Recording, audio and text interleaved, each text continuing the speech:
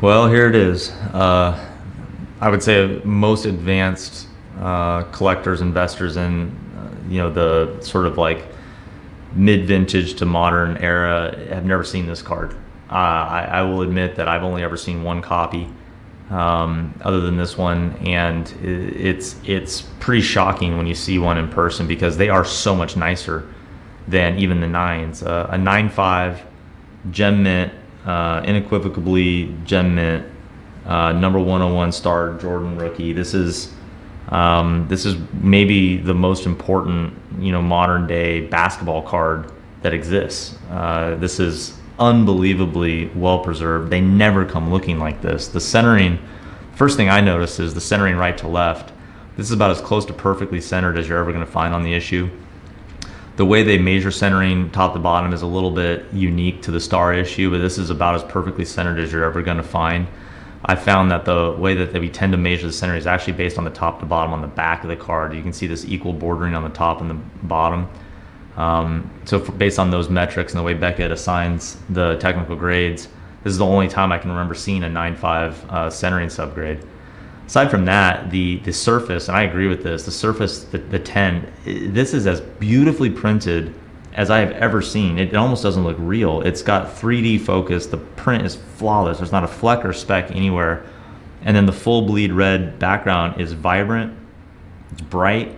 There's no wear. This card is just off the charts. It's unbelievably fresh and well preserved. Even the corner subgrade is a little bit questionable in terms of I think it looks better than that. I mean, 9 is a conservative assessment. This is just as good as it gets, and from an investment perspective, it's irreplaceable. This is just flawless. There are not going to ever be enough of these. There's only a few of them in existence. It's just an amazing card. Again, the corners are a 9 on that subgrade. This lower left has just maybe the slightest tick, but it's very subtle overall. The edges are as pristine as I think you can ever hope from the issue. And again, there's little minor tiny ticks of wear to the extreme corner tips.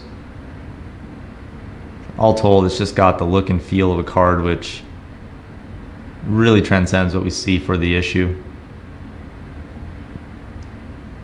And the back looks almost better than the front. Flawless. There's no signs of circulation to speak of.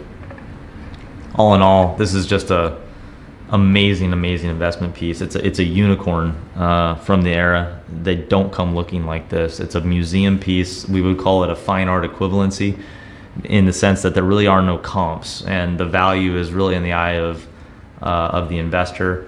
The supply and demand's all out of whack, so you kind of forget about trying to assess it based on market demand. It's really going to take just that visionary investor to say this has to be mine and to position themselves the way they would in fine art practically. What's advantageous about this brand versus that in say fine art is this is Michael Jordan, and it appeases the masses, and there are millions and upon millions of people who desire the brand of Jordan. We love the pervasiveness and the liquidity of this asset class because of that detail. So it really is fine as it gets. We love this card. We're delighted to be able to feature it. And sure enough, number 101 Jordan rookies in 9.5s, they do exist.